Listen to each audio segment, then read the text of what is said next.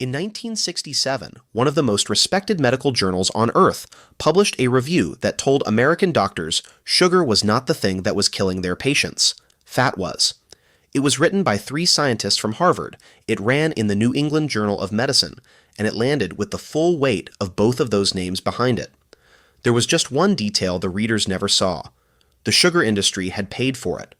A trade group had quietly handed money to those Harvard scientists, handed them the studies it wanted reviewed, and waited while they produced exactly the conclusion the industry needed. And because that journal didn't require anyone to say who funded their work back then, not a single doctor reading it had any idea. That review helped push an entire country toward a low-fat diet, and that low-fat idea went on to shape the government's official advice, the labels on your food, and the products sitting on every supermarket shelf in America. And here's the part that should really get to you.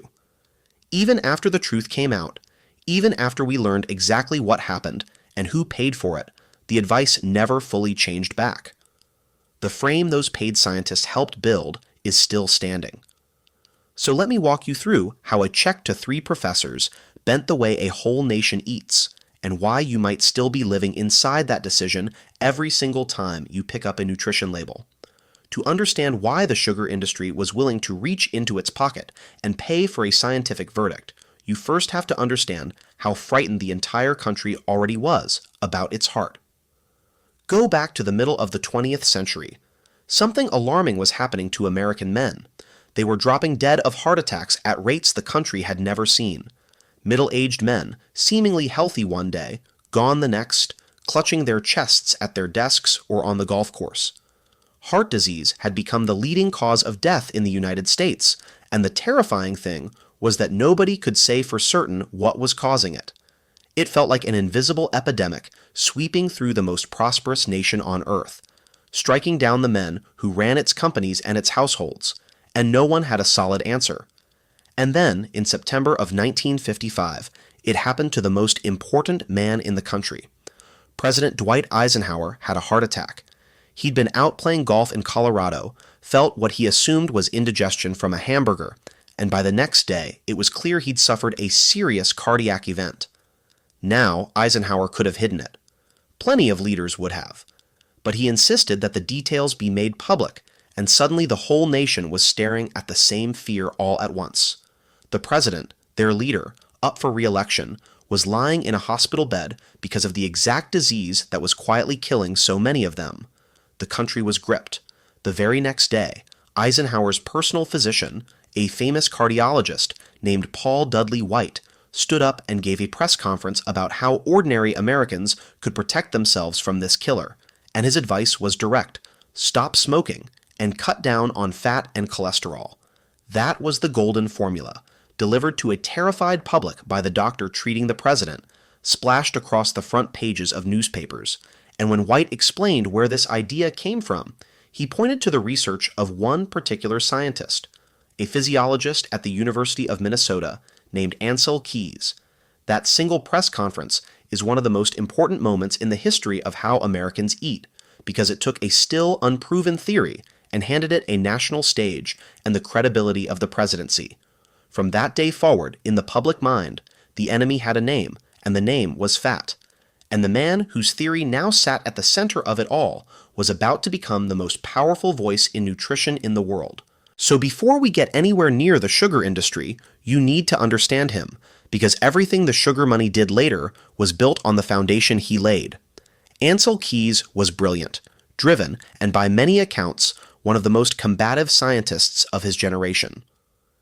After the war, he'd noticed something that puzzled him.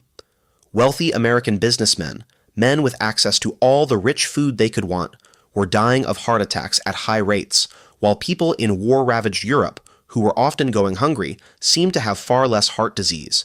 And Keys came to a conclusion. The difference, he decided, was fat. The rich diet full of meat and butter and cheese was clogging arteries. The lean diet of scarcity was protecting hearts. That was his diet-heart hypothesis, and he pushed it with enormous force. In 1953, a couple of years before the president's heart attack, Keys published a graph that helped launch his fame. It plotted fat consumption against heart disease deaths across a handful of countries, and it showed a beautiful, clean, upward line. More fat, more death. It looked utterly convincing. There was just one problem, and it's a problem that should make you deeply suspicious of a lot of confident science. Keyes had data available for around 22 countries, but he chose to plot only 6 of them. And the 6 he chose happened to line up almost perfectly with his theory. A few years later, 2 other researchers, a statistician and a public health official, went back and did what Keyes hadn't. They plotted all the countries for which data existed, not just the convenient 6. And when you did that, the beautiful clean line fell apart. The relationship between fat and heart disease got much weaker and much messier. You could even find countries where people ate loads of fat and had very little heart disease. In other words, the evidence that had launched the whole low-fat idea was, at best, cherry-picked. But by the time anyone pointed this out, the horse had already left the barn. Eisenhower had had his heart attack. The press conference had happened. The public was already afraid of fat. And Ancel Keys was not the kind of man to let a little criticism slow him down. He was known for going after his critics ferociously, for bullying and steamrolling anyone who disagreed, and in an atmosphere of national panic. His confident, simple message was exactly what frightened people and busy officials wanted to hear. By 1961, Keyes's face was on the cover of Time magazine, and he was telling readers across the country to cut back on fatty foods. The American Heart Association got behind his approach. He launched a massive, famous piece of research called the 7 Countries Study, tracking the diets and hearts of around 13,000 middle-aged men across places like Finland, Greece, Italy, Japan, and the United States, and he used it to push his theory harder still. The fat hypothesis was no longer one man's idea. It was becoming the establishment position, the thing serious people believed. And all of this was happening on evidence that, when you looked closely, was a lot shakier than the confidence suggested. Now hold that picture in your mind, because this is the world the sugar industry was living in. And for the people who sold sugar, this world was getting very dangerous, but not for the reason you might think. Because remember, in this whole debate, there were always 2 suspects, not one. Fat was the loud, famous suspect that Keyes had made a household name. But sugar was the quiet second suspect, and in the early 1960s, the case against sugar was actually getting stronger. Researchers were publishing work tying sugar consumption to rising cholesterol and heart trouble. In 1965, a set of articles in a respected medical journal linked ordinary table sugar directly to coronary heart disease. And across the ocean in Britain, a scientist named John Yudkin was building an entire body of work arguing that sugar, not fat, was the true villain behind the modern epidemic of heart disease. So the question was genuinely alive. 2 suspects, and the evidence hadn't fully condemned either one yet, and that terrified the sugar business. Think about their position. Americans were eating more sugar than at any point in history. It was in the soda, the cereal, the canned goods, the desserts, the coffee. It was one of the most profitable commodities in the country, and now respected scientists were starting to say, out loud, that this beloved product might be quietly killing people. If that idea took hold, if the public decided sugar was the killer in the heart disease story instead of fat, the entire industry could face collapse. Sales could crater. Regulation could follow. This wasn't a marketing inconvenience. This was an existential threat to the whole business. So the industry decided to fight back, and the man at the center of that fight was named John Hickson. He was a senior executive at the Sugar Research Foundation, the trade group that represented the sugar business, and his job was essentially to monitor the science and protect the product. In 1964, Hickson wrote an internal memo that historians would only dig up decades later, and in it, he laid out a plan. He wrote that the industry should embark on what he called a major program to counter the negative attitudes toward sugar that were building in the public, and the way to do it, he suggested, was to fund their own research. Research designed, in his own blunt words, to refute their detractors. Read that carefully. He wasn't proposing to fund an honest search for the truth about sugar. He was proposing to buy a conclusion in advance and then hold it up as if it were independent science. That memo is where everything that follows really begins. Now, if you're going to buy a scientific conclusion and pass it off as the truth, You can't have it come from just anybody. It has to come from a source people trust without a second thought. It has to be laundered through credibility until nobody can see the money underneath. And Hickson understood that strategy perfectly. So he went looking for the most trusted name he could find, and he found it at Harvard. The first man he brought into the fold was a scientist named Frederick Stare. And Stare was not a small figure. He was the founder and chairman of the nutrition department at the Harvard School of Public Health. When it came to the question of what Americans should eat, there were very few voices in the entire country with more authority than his. If Stare said something about food, newspapers printed it, and doctors repeated it. Hickson brought Stare onto the Sugar Foundation's own scientific advisory board, tying one of the most trusted nutrition experts in America directly to the financial interests of the sugar business. Then, in 1965, right after those articles linking sugar to heart disease made their splash, Hickson made his decisive move. He approached another Harvard scientist, a nutrition professor named Mark Hegsted, along with a colleague named Robert McGandy, and he offered them a job. Not an experiment, exactly. A review. A literature review, which in the scientific world is a paper that gathers up all the existing research on a question, weighs it, and tells the reader what it all adds up to. And reviews are powerful precisely because they seem so neutral and authoritative. A single experiment can be dismissed as flawed, but a review reads like a judge sitting above all the experiments, calmly handing down a verdict on the entire field.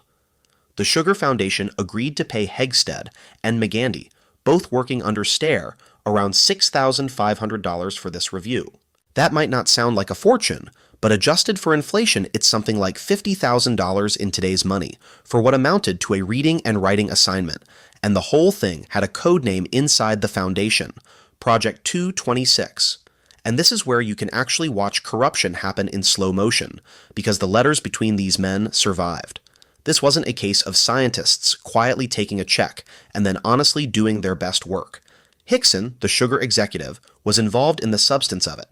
He sent along the studies he wanted the Harvard team to focus on, the ones favorable to sugar and unfavorable to fat. He stayed in contact as the review took shape over many months, and when Hegsted sent over a near-final draft toward the end of 1966, the correspondence shows the Sugar Foundation reading it and finding it very much to their satisfaction. One side was paying. The other side was writing. And the paying side was reading the drafts and nodding along. That is not independent science.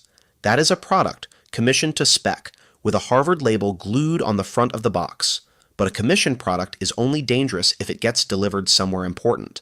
And that brings us to the final, crucial piece of the plan, because in 1967, the review came out, and it didn't appear in some obscure industry pamphlet where nobody would take it seriously. It appeared in the New England Journal of Medicine, which was then, and remains today, one of the 2 or 3 most prestigious medical journals on the planet. When something is published there, doctors treat it as very nearly the final word. It sits at the very peak of the pyramid of medical authority. So now the industry had exactly what it wanted. A paper secretly funded by the sugar business, secretly shaped by a sugar executive, appearing under 3 Harvard names in the most respected journal in all of medicine. Let me tell you what that paper actually argued, because the specifics are what make it so effective and so damaging. The review examined the evidence linking sugar to heart disease, and it essentially threw it out. It picked apart the studies that pointed at sugar, holding them to a brutally high standard, demanding near perfection before it would grant them any weight at all. And then, when it turned to the studies about fat, it relaxed. It accepted that evidence far more readily and generously. Scientists have a name for this maneuver. It's called a double standard, and it is one of the oldest ways in the world to arrive at the answer you already decided on before you started. Using that lopsided approach, the review concluded that the evidence tying sugar to coronary heart disease was weak and limited. It concluded that sugar really shouldn't factor into how a doctor assessed a patient's risk of heart disease at all. And it concluded with striking confidence that there was only one dietary change that genuinely mattered for preventing heart attacks. Cut the saturated fat, cut the cholesterol, swap in vegetable oils. Sugar, according to Harvard and the New England Journal of Medicine, was basically off the hook. Now put yourself in the shoes of an ordinary family doctor in 1968, reading that. You have absolutely no way of knowing the sugar industry paid for it. The journal didn't require anyone to disclose who funded their work in that era. That requirement wouldn't arrive at that journal until the 1980s, years too late. So all you see is 3 Harvard scientists in the finest journal that exists telling you the sugar worry is overblown and the real enemy is fat. Why in the world would you doubt them? You wouldn't. You'd absorb it completely. You'd repeat it to your patients. You'd tell them to lay off the butter and the red meat and not to fret so much about the sugar in their diet. And that is precisely what happened in examination rooms across the country, thousands of times over. The credibility of Harvard and the credibility of that journal did the work that no advertising budget on earth could have done. They took a paid opinion and made it look like settled science. But here I have to slow down and be completely honest with you, because the real story is more tangled than a simple tale of one evil paper poisoning a nation single-handedly. And the honest version is actually more unsettling, not less. The truth is, the sugar industry did not invent the idea that fat was the enemy. We just spent all that time on Ancel Keys and Eisenhower for exactly this reason. By the time the sugar money reached Harvard, the low-fat direction was already barreling forward on its own. Keys had spent more than a decade hammering his fat hypothesis into the public mind. The president's own doctor had endorsed it. The American Heart Association was behind it. Time magazine had put Keys on its cover. The momentum was enormous, and it did not come from the sugar industry. And remember John Yudkin, the British scientist making the case for sugar? What happened to him tells you everything about how lopsided the fight already was. In 1972, Yudkin published a book laying out his argument that sugar was the true danger. It was called Pure, White, and Deadly, and it was clear and careful and packed with evidence. And the response was merciless. Ancel Keys went after him in print, reportedly dismissing his work as a mountain of nonsense. Yudkin was pushed to the margins of his field. His reputation was battered. The funding and the prestige and the attention all flowed toward the fat researchers, and the scientists who dared to point at sugar found the doors quietly closing on them. Yudkin watched his career sink while the low-fat consensus sailed on without him, and it would take decades before people admitted he'd been largely right all along. So the sugar skeptics were already losing badly, without any help from a Harvard review.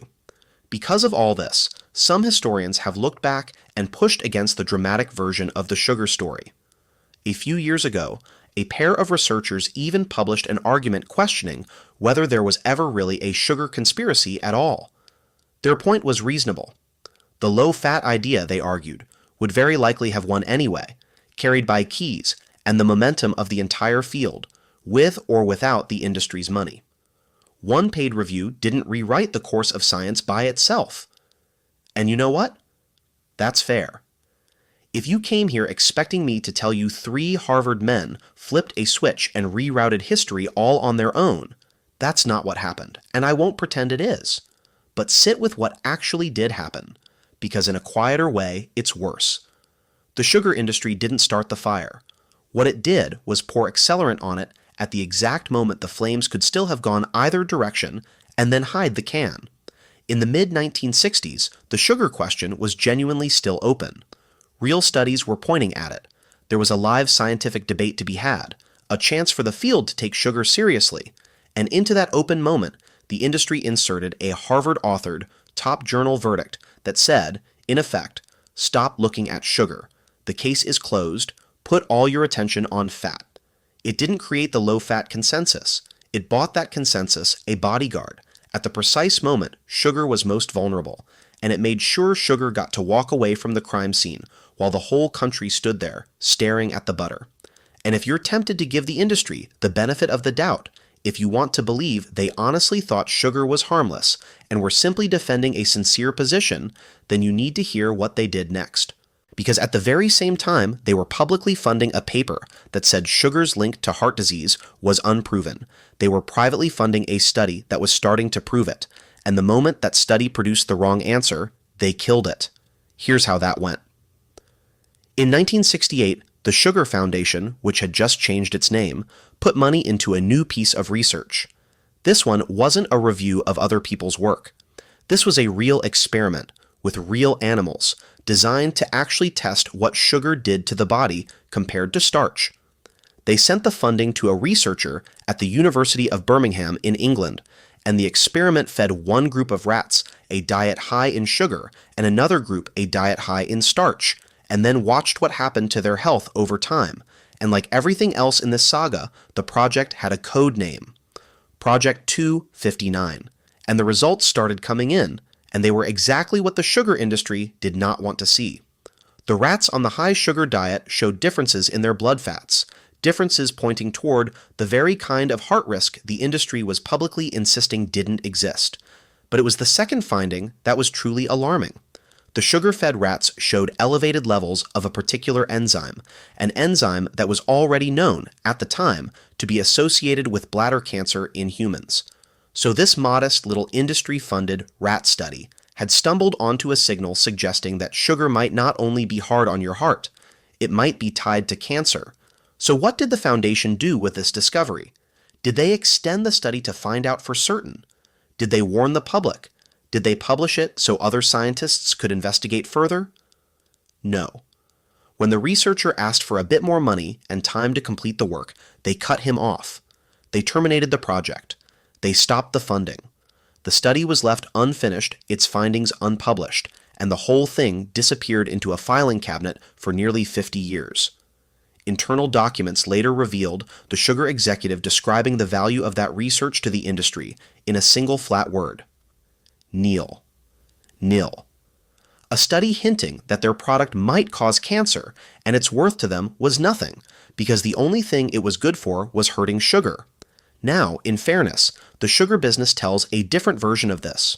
When researchers finally exposed the story of that buried study decades later, the Modern Sugar Association pushed back hard. Their leader dismissed the whole interpretation as a series of assumptions and speculations, and pointed out that the project ended around the same time the foundation was reorganizing itself into new groups. They insist there was nothing sinister in it, and you're free to weigh that for yourself. But here is what's very hard to argue away. They funded an experiment. The experiment produced a frightening result, and they shut the experiment down and never told the world what it found. Whatever you decide about the motive, the effect is identical. A warning that could have reached the public around 1970 stayed buried until people were already sick and dying. So while all of this maneuvering happened behind closed doors, out in the open, the low-fat message just kept getting louder. And then it did something that made it vastly more powerful than any journal article. It became the policy of the United States government. The turning point came in 1977. A committee in the United States Senate, led by Senator George McGovern, took up the enormous question of how Americans ought to eat. And this committee produced a landmark document laying out official dietary goals for the entire nation. Its central message, the drumbeat pounding through the whole thing, was to cut down on fat. Eat less fat, less saturated fat, less cholesterol. It was the low-fat consensus, now stamped with the full authority of the federal government. And not everyone was comfortable with this. The American Medical Association, the main body representing the country's doctors, warned that the science underneath these sweeping recommendations was not actually settled, and cautioned that ordering every man, woman, and child to overhaul their diet this way carried a genuine risk of doing harm. That is a remarkable warning to receive and then ignore. And ignore it they did. When McGovern was pressed about the shaky evidence, he gave an answer that tells you everything about how this kind of policy really gets made. He said, more or less, that senators don't have the luxury that research scientists do of waiting until every last shred of evidence is in. In other words, we're going to act right now and hope we're right, even though the experts are warning us we might be wrong. And now here comes the detail that ties this entire thing into a knot. One of the men who helped shape that government dietary advice was Mark Hegsted, the very same Mark Hegsted who a decade earlier had taken the sugar industry's money to help write that New England Journal review.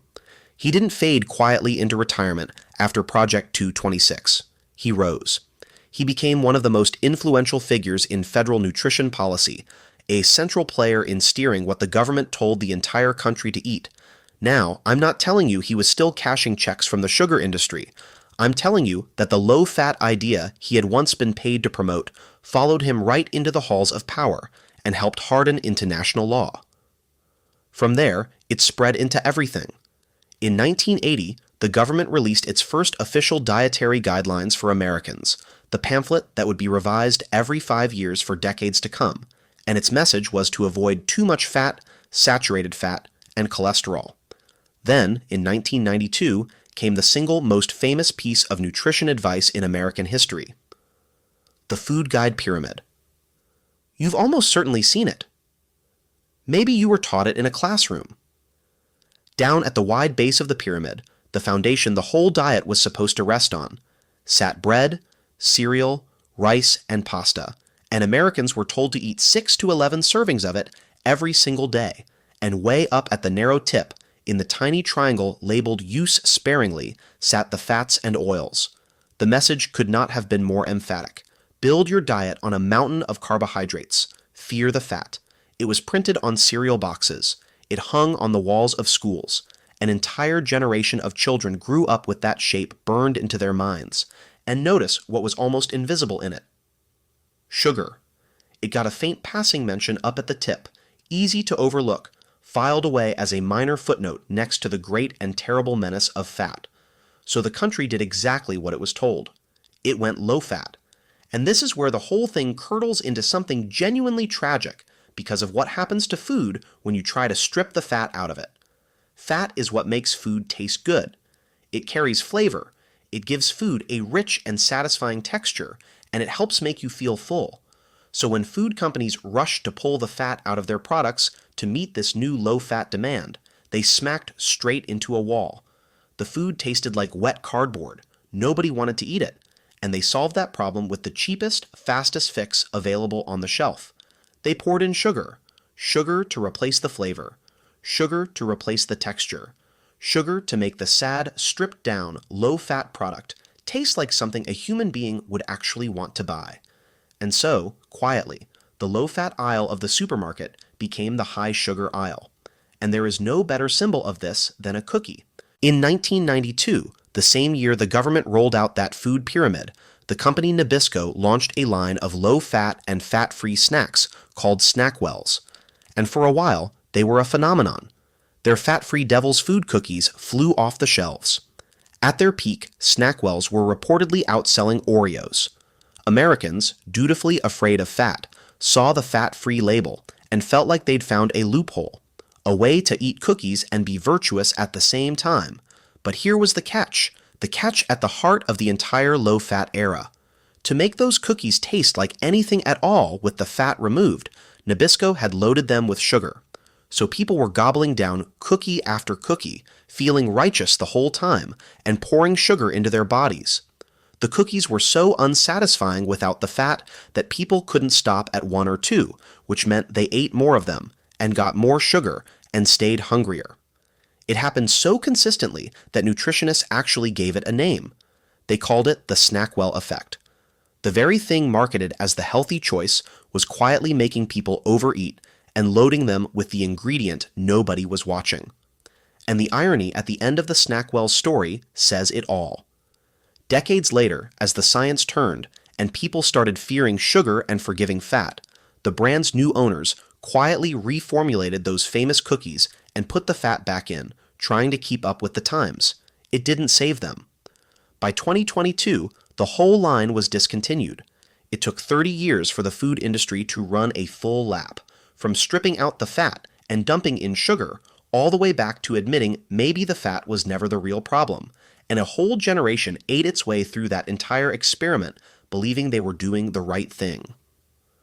Now I want to be careful here, because I'm not going to stand here and tell you the low-fat guidelines single-handedly caused everything bad that followed. Human health is complicated, and a lot of things about American life changed over these decades. But the raw numbers are impossible to look away from.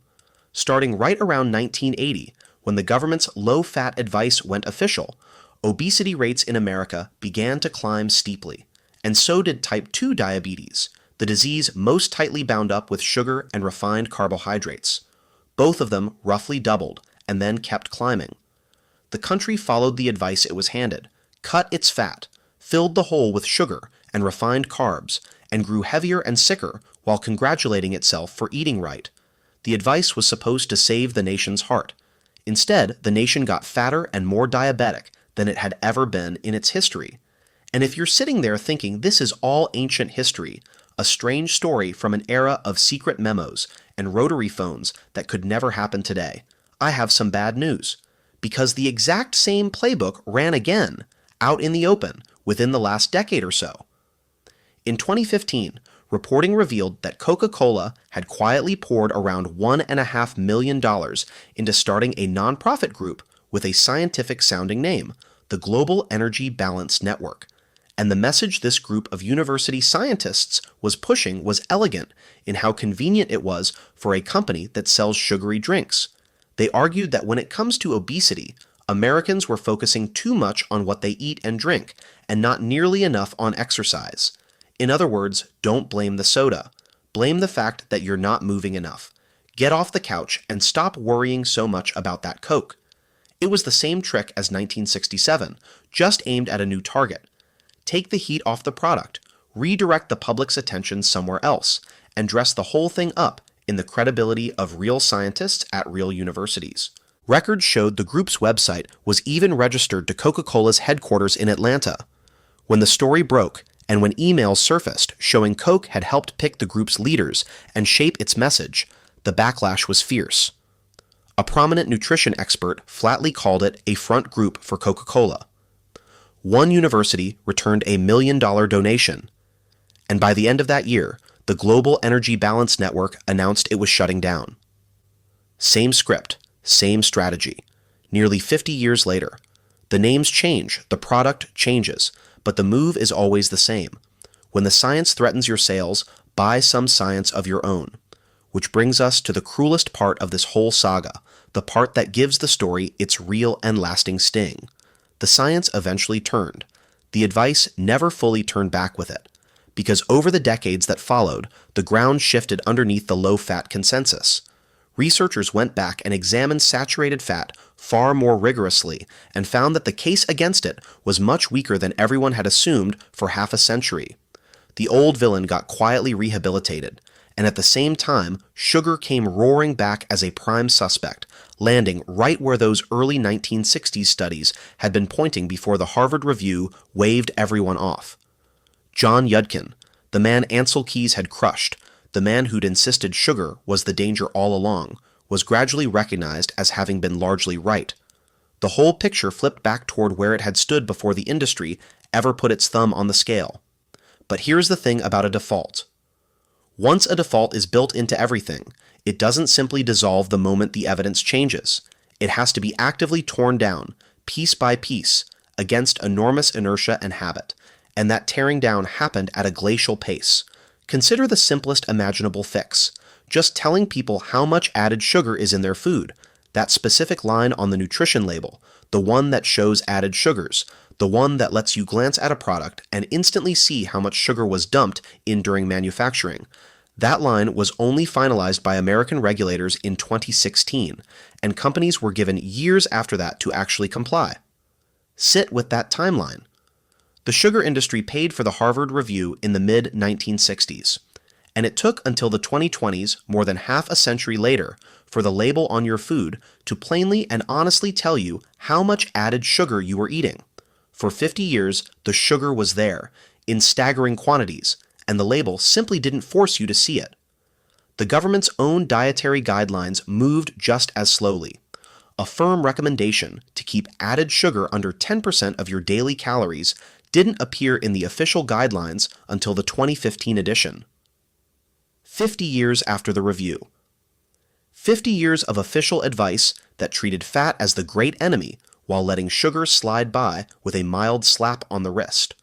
A whole architecture had been constructed on the low-fat foundation. The guidelines, the food pyramid taught to millions of school children, the labels, the marketing, the entire supermarket, and deepest of all, the gut-level belief in tens of millions of people that fat is what makes you fat and sick, while sugar is just a harmless little treat. You cannot dismantle a belief that deep and that widespread just by publishing a few new studies. The frame outlived the facts that were supposed to hold it up, and a great deal of that frame traces straight back to a moment when the question was still open, and someone paid to help slam it shut in sugar's favor. Which raises the obvious question. If so much of this happened in secret correspondence and buried studies and quiet checks, how do we even know about it? How is this not just another conspiracy theory that people repeat online? And the answer is a single person, a woman named Kristen Kearns, and her story is the whole reason none of this is speculation. Kearns wasn't a historian on the hunt for scandal, and she wasn't a journalist chasing a scoop. She was a dentist. She spent her days looking into people's mouths, seeing the damage sugar did up close, one rotten tooth at a time, and at some point she started noticing something that didn't sit right. In official settings, in the guidance she kept encountering, sugar kept getting a pass. The message she ran into again and again was that sugar wasn't really the problem, that it didn't deserve the blame. And as a dentist who watched what sugar did to human beings every single day, she simply didn't believe it, so she started digging. And in this case, digging meant going into the archives, into the basements of university libraries, into forgotten boxes of old papers that the sugar industry and its academic partners had left behind and assumed no one would ever bother to read. And what she uncovered first, fittingly for a dentist, was about teeth, because it turns out the sugar industry had run a version of this exact play once before, on the subject Kearns knew better than anyone. Back around 1971, the government had launched something called the National Caries Program, a major federal effort with an ambitious goal to wipe out tooth decay in American children within a single decade. And everyone in dentistry already knew the most important thing you could possibly do to prevent cavities. Get kids to eat less sugar, but the internal documents Kearns dug up, more than 1,500 pages of them sitting in an archive in Illinois, told a very different story about how that program got shaped. The sugar industry had privately accepted, as far back as 1950, that sugar caused tooth decay. They weren't confused about it in the slightest. But rather than let a national program tell children to cut back on sugar, they went to work quietly steering it somewhere else. They cultivated relationships with the officials running it. They pushed the research toward everything except eating less sugar, toward fluoride, toward a vaccine against tooth decay, toward enzymes that might break up dental plaque, anything at all that would let kids keep eating as much sugar as they wanted, while some other clever fix cleaned up the damage afterward. And it worked to a genuinely stunning degree. When the government put out its very first call for research proposals under that program, the majority of the priorities on the list had been lifted almost directly from the sugar industry's own wish list. The panel of experts the industry had assembled and the government's own steering committee overlapped almost perfectly, sharing all but one single member. So the fox wasn't merely near the henhouse. The fox had helped draw up the blueprints for the henhouse. That was Kearns' first big discovery, and for a dentist, it was infuriating, because it meant the country had burned a decade chasing vaccines and enzymes for a problem it already knew exactly how to prevent, all because the people who profited from sugar had bent the research away from the obvious answer. But that dental scandal was only the loose thread. Pulling on it dragged her deeper into the archives, into the boxes that had nothing to do with teeth at all. And that is where she found the bigger story. Thousands upon thousands of pages, the internal memos, the letters between John Hickson and the Harvard scientists, the 1964 plan to embark on a major program to refute sugar's detractors, the correspondence around Project 226, showing the industry commissioning and steering the review from behind the curtain, and later the paper trail of Project 259, the buried rat study, right down to the moment its value was written off as nil.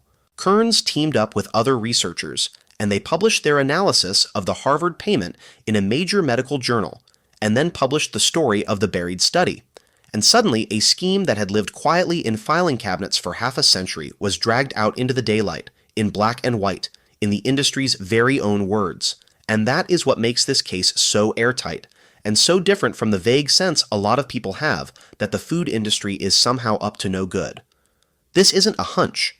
It isn't a pattern that somebody inferred and then dressed up as fact. The evidence is the industry's own paperwork, describing its own intentions, in language it never in a million years expected an outsider to read. Hickson didn't write that he hoped to discover the truth about sugar. He wrote that he wanted to refute the detractors. He didn't call that cancer study inconclusive or premature. He called its value nil. The receipts survived. And the receipts don't lie about what the goal always was. So think about where all of this leaves you, standing in a supermarket aisle today. You can still reach for a product stamped low-fat, feel a small warm glow of doing the right thing, and carry home something absolutely loaded with sugar, and never once question the frame that makes that feel like the healthy choice. That instinct, fat is the enemy, and sugar is just a treat, did not fall out of the sky. It was shaped on purpose at a moment when it genuinely could have gone the other way, by people who had a product to protect and money to spend protecting it. Most of the men who did it are long dead now. The foundation that paid the bills renamed itself more than once and moved on. The 1967 review is just a footnote today, a thing scholars cite when they need an example of corrupted science. But the default it helped set, the shape of the label, the reflex to grab the low-fat option, the deep and unearned trust that sugar is basically harmless fun, that inheritance is still yours, whether you ever agreed to it or not. And it took 50 years and one stubborn dentist crawling through library basements before anyone even found the invoice. If this opened your eyes, do me a favor and hit that like button, and subscribe, because it genuinely helps us keep pulling these hidden decisions out into the light where you can see them. And if you want to know where the sugar industry learned this playbook in the first place, the funded science, the manufactured doubt, the trusted experts quietly paid to muddy the water, then go watch our video on how the tobacco industry spent decades convincing the entire world that cigarettes were perfectly safe.